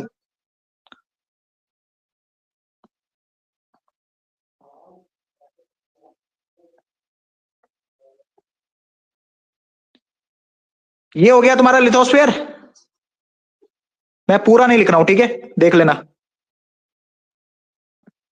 ये हो गया एस्टेनोस्फीयर। अब मुझे एक चीज ये बताओ, ये जो इलाका है तुम्हारा 700 किलोमीटर से 2900 किलोमीटर वाला, क्या हम धरती के एकदम बीच में आ गए? एकदम बीच में नहीं, लेकिन क्या हम लगभग बीच में हैं? बताओ, क्या हम धरती के लगभग बीच में आ गए? आ गए? आ गए कि नहीं आ गए? से यस और नो। क्या हम धरती के एकदम बीच में आ गए? एकदम नहीं, फिर भी आसपास तो बीच में आ गए। तो इस हिस्से को मैं बोल दे रहा हूं मीजोस्फीयर। क्या बोल दे रहा हूं? मीजोस्फीयर। कोई भी बच्चा इसको वो ट्रोपो और स्ट्रेटोस्फीयर से रिलेट नहीं करेगा। मीजो मतलब होता है मिडिल, स्फीयर मतलब एक स्फीयर का हिस्सा। मीजो वर्ड मैंने सिर्फ इसलिए यूज किया बिकॉज ये जो लगभग हमने 2900 किलोमीटर की दूरी की तय की है, हम इससे धरती के लगभग लगभग बीच में आ गए। तो लिथोस्फीयर भैया तुम्हारा 0 से लेकर लगभग 100 किलोमीटर तक,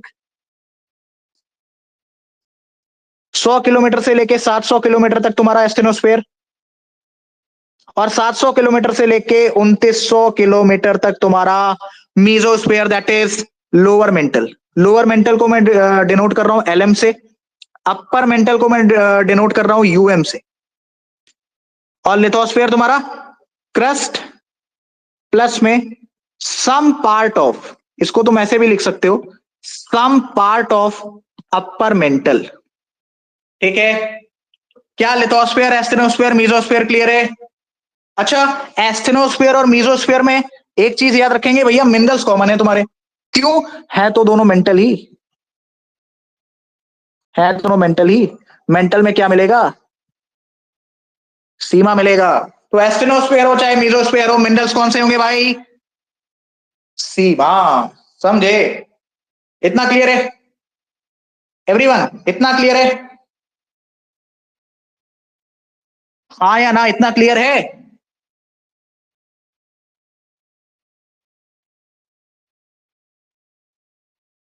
समझ में आ रहा है? Yes sir. फिर से सर बोला, नालायक। भैया क्लियर है। इतना समझ में आ गया? चलो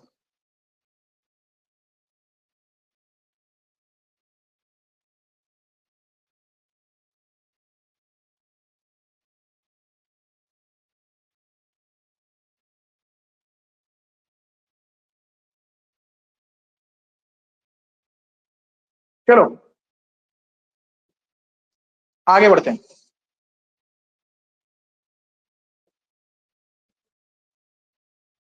आगे बढ़ते हैं, चलो।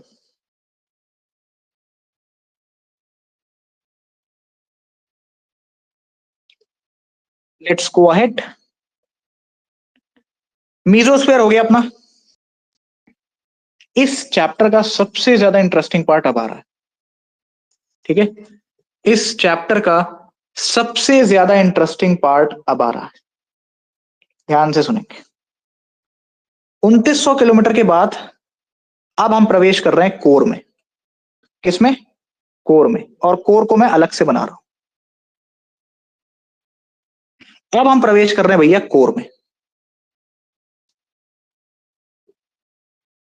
कोर में यानी अब हमें जाना है लगभग 6400 किलोमीटर तक, 6400 किलोमीटर तक। कुछ कुछ जगह ये 6371 भी लिखा हुआ है।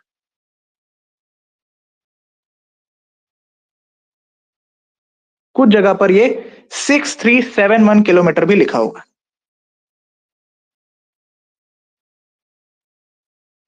ठीक है भाई? उसको लेके आप कंफ्यूज नहीं होंगे। आगे बढ़ते हैं। कोर को भी भैया मैं दो हिस्से में डिवाइड कर देता हूं। एक है तुम्हारा आउटर कोर, आउटर कोर। एक है भैया तुम्हारा इनर कोर, एक है तुम्हारा इनर कोर। अब एग्जाम क्लियर करने के लिए आप ये जान लो कि आउटर कोर तुम्हारा होता है लिक्विड स्टेट में,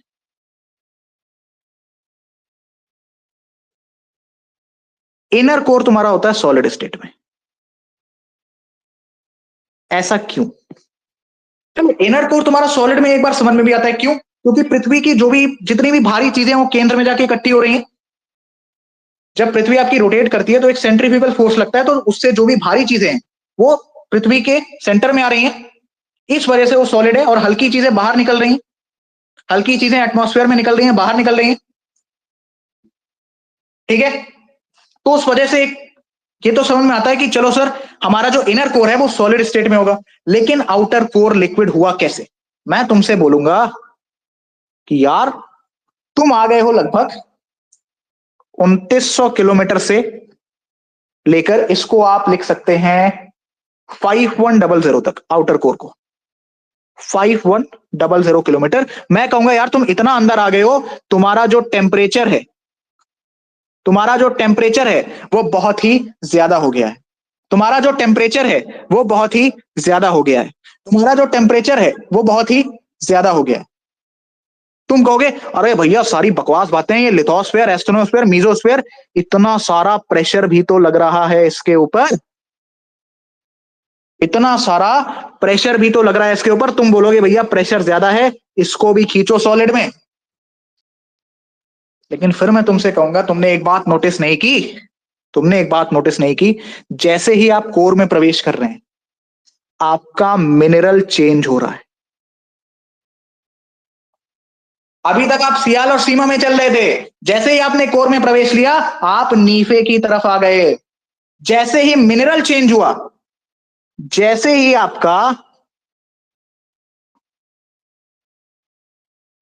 ही सर आपका मिनरल चेंज हुआ, वैसे ही उसका मेल्टिंग पॉइंट, बॉइलिंग पॉइंट, सब कुछ चेंज हो गया।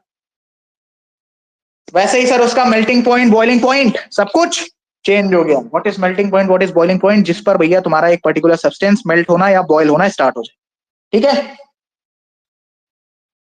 मिनरल चेंज की वजह से टेम्परेचर ज्यादा है, इस वजह से लिक्विड है, चलो ठीक है। प्रेशर ज्यादा है, इस वजह से सॉलिड होना चाहिए था, चलो वो भी ठीक है। लेकिन यहां पर मेन चीज है मिनरल। मिनरल चेंज की वजह से मेल्टिंग पॉइंट, बॉइलिंग पॉइंट में चेंज आ रहा है, जिसकी वजह से आपका outer core is in liquid state. और सर जी तो इनर कोर में भी तो नीफे है ना। लेकिन वही बात है कि जब आपकी धरती रोटेट कर रही है, जब आपकी धरती घूम रही है, तो जो भी भारी चीजें हैं वो सेंट्रीफ्यूगल फोर्स की वजह से केंद्र में इकट्ठी हो रही। इस वजह से इनर कोर तुम्हारा सॉलिड में है, लेकिन आउटर कोर लिक्विड में क्यों है? Due to mineral change. Simple सा रीजन है भाई, ड्यू टू मिनरल चेंज। इतना आया है समझ में? इतना समझ में आ गया एवरीवन? क्या आपको इतना समझ में आ गया? कोर में तुमको और क्या क्या देखने को मिल रहा है? अगर मिनरल्स में मैं बात करूं तो तुमको आयरन देखने को मिल रहा है कोर में, तुमको निकल देखने को मिल रहा है कोर में, तुमको भैया इसमें सल्फर भी देखने को मिल रहा है, तुमको भैया इसमें सल्फर भी देखने को मिल रहा है। मिल रहा है या नहीं मिल रहा है? बिल्कुल देखने को मिल रहा है सर, ठीक है, बिल्कुल देखने को मिल रहा है सर। और इसी के साथ आपका ये कॉन्सेप्ट समाप्त होता है। एक पॉइंट इसमें आप छोटा सा और नोट डाउन कर सकते हैं, जैसे कि मैंने हर एक चीज के लिए कोई ना कोई टर्म यूज किया, पहले लिथोस्फीयर, फिर एस्टेनोस्फीयर, फिर मीजोस्फीयर। इसी प्रकार से कोर के लिए, किसके लिए? कोर के लिए भैया आप एक टर्म यूज करते हैं बैरिस्फीयर। क्या यूज करते हैं?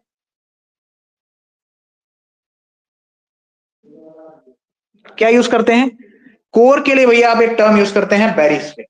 तो आउटर बैरिस्फीयर, कल को ये स्टेटमेंट आती है कि outer barysphere is in liquid state, तो स्टेटमेंट आपकी सही है, क्योंकि बैरिस्फीयर का मतलब भैया वो कोर की ही बात कर रहा है। आउटर बैरिस्फीयर, इनर बैरिस्फीयर, ठीक है। मीजोस्फीयर का क्या मतलब है भाई? मीजोस्फीयर का मतलब है सर लोअर मेंटल। एस्टेनोस्फीयर का क्या मतलब है? Upper mantle. लिथोस्फीयर का क्या मतलब है? क्रस्ट प्लस में अपर मेंटल। इतना समझ में आ गया एवरीवन? इतना समझ में आ गया? इतना क्लियर है भाई? हाँ जी या ना जी, जल्दी बताएं। इतना क्लियर है? हाँ भैया, क्लियर हाँ भैया। भैया। परफेक्ट। इतना क्लियर है? क्लियर भैया। जी भैया। ठीक है, तो आज की क्लास में इतना ही। कल मैं आपको इसके फाइनल नोट्स बनवा दूंगा, 1 पेजर बनाएंगे उसको, और कल की क्लास से इसके बाद हम स्टार्ट करेंगे अर्थक्वेक, ठीक है। आई होप सारी चीजें आपको क्लियर हुई होंगी। That's it for today. जब ये पूरा ज्योग्राफी कंप्लीट हो जाएगा तो आपको इसकी पीडीएफ मिल जाएगी। तब तक मैं ये उम्मीद करके चल रहा हूं कि रफली आपने एटलीस्ट कुछ तो नोट डाउन किया होगा।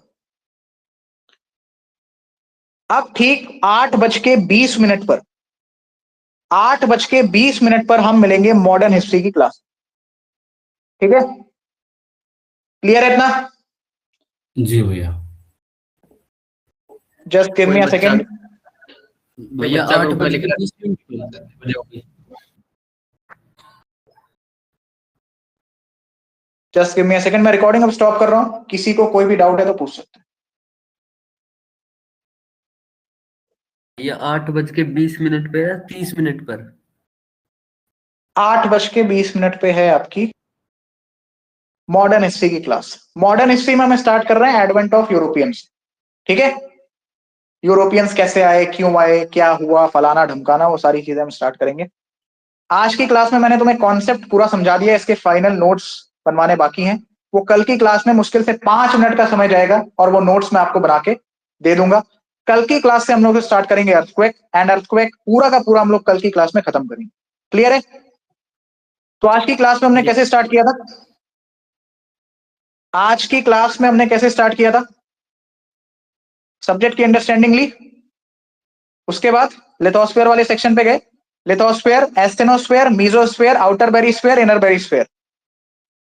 ठीक है, लिथोस्फीयर क्रस्ट प्लस में some part of upper mantle. Asthenosphere, come on, asthenosphere upper mantle, mesosphere lower mantle, outer barysphere that is outer core, inner barysphere inner core. Outer core तुम्हारा liquid में है, याद रखेंगे इसको। एस्टेनोस्फीयर सेमी सॉलिड में है, क्यों? वहां पर प्रेशर डोमिनेट कर रहा है। अगेन तुम्हारा lower mental that is mesosphere, वो आपका सॉलिड में है, क्योंकि वहां पर भी pressure is dominating over temperature. लेकिन आउटर कोर लिक्विड में, बिकॉज मिनरल चेंज हो रहा है, बिकॉज मिनरल चेंज हो रहा है। इसको कहते हैं पढ़ाई, इसको कहते हैं कंसेप्ट, इसको कहते हैं लेवल। ऐसे पढ़ के जाओगे तो यूपीएससी निकलेगा। अब इंटीरियर स्ट्रक्चर ऑफ द अर्थ से कोई भी सवाल उठा के देख लो, डिसकॉन्टिन्यूटीज वाला भी मत उठाना। गुटेनबर्ग, लेहमान, ये सारी चीजें मैं आपको कल की क्लास में 5 से 10 मिनट का गेम है, फाइनल जब नोट्स बनवाऊंगा तो उसी में लिखवा दूंगा। फिर कल की क्लास से हम लोग अर्थक्वेक को स्टार्ट करेंगे। अब तुम इंटीरियर स्ट्रक्चर ऑफ द अर्थ से कोई भी पीवाईक्यू उठा के देख लो, कॉन्सेप्चुअल, वन वर्ड, कैसा भी हो, किसी भी एग्जाम सॉल्व हो जाएगा। और कोई डाउट, दिक्कत, परेशानी? सॉरी, और कोई डाउट है, दिक्कत, परेशानी, कुछ भी? आपने बोला था फिजिक्स की होगी क्लास, लेकिन अब मेरा मन बदल गया है, अब मॉडर्न हिस्ट्री की करूंगा। देखो, फिजिक्स में प्रॉब्लम ये है, मैक्सिमम लोग इसमें साइंस बैकग्राउंड से हैं। जो मैं पढ़ाऊंगा वो तुम्हें ऑलरेडी पता है, लेकिन फिर भी साइंस की क्लास मैंने सोच रखा है कि सैटरडे वो 3-4 घंटे की मैराथन में हम कवर कर लिया। ठीक है ना? साइंस को सैटरडे रखते हैं। बाकी ये थोड़ा सा, क्योंकि कुछ बच्चों के सीएपीएफ के पेपर हैं, मैक्सिमम का सीडीएस है, जिसका एनडीए भी है, उसके लिए भी भैया modern history is very very important. और हिस्ट्री थोड़ा सा कवर करते हुए चलोगे तो मजा आएगा, सही रहेगा। फिजिक्स सैटरडे कर लेंगे। ठीक है, फिजिक्स हो गया, केमिस्ट्री, बायो, जो भी साइंस के सब्जेक्ट है उसको सैटरडे लेके चलेंगे। बाकी अपना रेगुलर मंडे टू फ्राइडे चलता रहे। समझ में आ गया? बासव राज, एक चीज में ना मुझे निराश करना ना इन लोगों को, 15-20 मिनट का काम होता है, वो टाइम निकाल के रिकॉर्डिंग्स को अपलोड कर देना। ठीक है जी मेरा जी आशीर्वाद है, तेरे को 10 नंबर ज्यादा ही मिलेंगे पेपर में। ठीक है ना? चलो, हाँ, रिकॉर्डिंग अपलोड करके इन लोग के पास भेज देना, मेरे पास मैसेज नहीं आना चाहिए प्लीज, बड़ा परेशान करते हैं सब रिकॉर्डिंग के लिए।